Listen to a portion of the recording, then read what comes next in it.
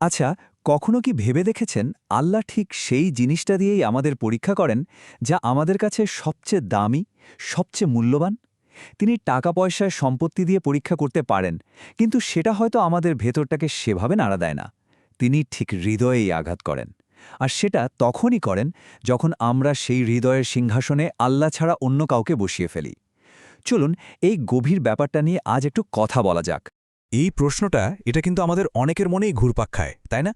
বিশেষ করে যখন এমন কাউকে হারায় যিনি ছিলেন সবার চোখের মনে, যার চলে যাওয়াটা কিছুতেই মেনে নেওয়া যায় না, তখন মনে হয় কেন কেন সবচেয়ে ভালো মানুষটার সাথেই এমনটা হতে হলো। আমাদের আশেপাশেই তো এমন মানুষ থাকেন, তাই না? যাদের দেখলেই কেমন একটা শান্তি লাগে, তাদের উপস্থিতিটাই যেন একটা আশীর্বাদ। কিন্তু যখন দেখি তাদের জীবনেই সবচেয়ে বড় ঝড়টা আসে, তখন যারা পেছনে থেকে যায় তাদের মনে একটা নীরব প্রশ্ন জন্মায়, কেন? এটা এটা একটা খুব কঠিন অনুভূতি, যেটা হয়তো আমরা মুখে বলি না, কিন্তু মনের গভীরে উকি দেয়। আমরা ভাবি যে মানুষটা পৃথিবীকে আলো দিয়ে রেখেছিল সে কেন এত তাড়াতাড়ি চলে গেল, আর অন্যদিকে পৃথিবীতে যারা এত অশান্তি সৃষ্টি করছে তারা দিব্যি রয়ে গেছে। এই তুলনাটা ভেতরটাকে তছনছ করে দেয়। ভালোবাসা শব্দটা শুনতে যতটা সহজ, এর গভীরতা কিন্তু তার চেয়ে অনেক বেশি। এটা শুধু একটা অনুভূতি না, এটা একটা দাবি। যখন কেউ বলে, হে আল্লাহ, আমি তোমাকে ভালোবাসি, তখন সে আসলে একটা বিরাট দাবি করে বসল। আর দুনিয়ার নিয়মই হল প্রত্যেকটা দাবির সত্যতা যাচাই করা হয়। দেখুন, সাধারণ জীবনেও তো তাই হয়, তাই না? কেউ যখন বলে আমি তোমার পাশে আছি, আসল পরীক্ষাটা তো হয় কঠিন সময়। তখনই বোঝা যায় কথাটা কতটা সত্যি ছিল। আল্লাহর সাথে আমাদের সম্পর্কটাও ঠিক এমনই। তিনি দেখতে চান আমাদের ইমানের দাবিটা কতটা মজবুত। এটা কি শুধু মুখের কথা, নাকি একদম ভেতর থেকে আসা বিশ্বাস? এই যে এত প্রশ্ন, এত কনফিউশন, এর উত্তর কোথায় পাওয়া যাবে? উত্তরটা কিন্তু পবিত্র কোরআনেই দেওয়া আছে। সূরা আল আনকাবুতের মাত্র একটি আয়াত, যা আমাদের পুরো চিন্তার জগৎকে নাড়িয়ে দেওয়ার জন্য যথেষ্ট। শুনলেন তো আয়াতটা? আল্লাহ এখানে কিন্তু সরাসরি প্রশ্ন করছেন। মানে ইমানের দাবি করলেই সব শেষ হয়ে যায় না, বরং ওখান থেকেই আসল পরীক্ষাটা শুরু হয়। এটা কোনো র্যান্ডম ঘটনা না, এটা আল্লাহরই তৈরি করা একটা নিয়ম। তার মানে কি দাঁড়ালো? পরীক্ষাটা কিন্তু হতেও তারে নাও পারে, এমন কোনো ব্যাপার না। এটা একটা ওয়াদা।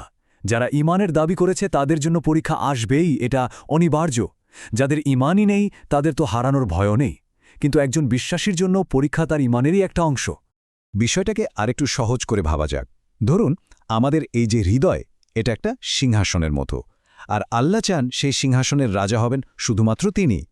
এখন যখন সেই সিংহাসনে অন্য কারোর জন্য ভালোবাসা আল্লাহর ভালোবাসার সমান বা তার চেয়েও বড় হয়ে যায়, তখন তিনি সেই প্রতিদ্বন্দ্বীকে সরিয়ে দেন।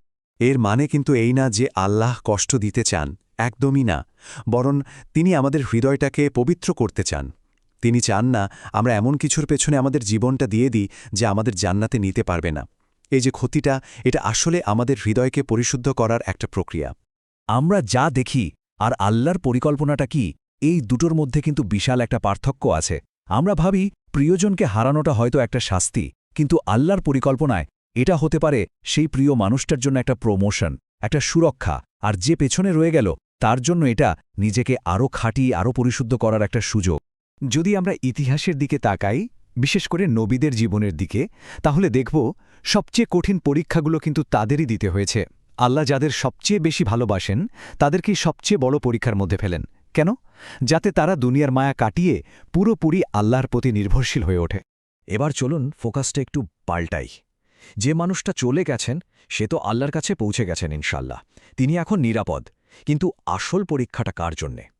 আসল পরীক্ষাটা তার জন্যে যে বেঁচে আছে। তার প্রতিক্রিয়া কি হবে? তার বিশ্বাস কি আগের মতোই থাকবে? সবচেয়ে বড় প্রশ্নটা কিন্তু এটাই।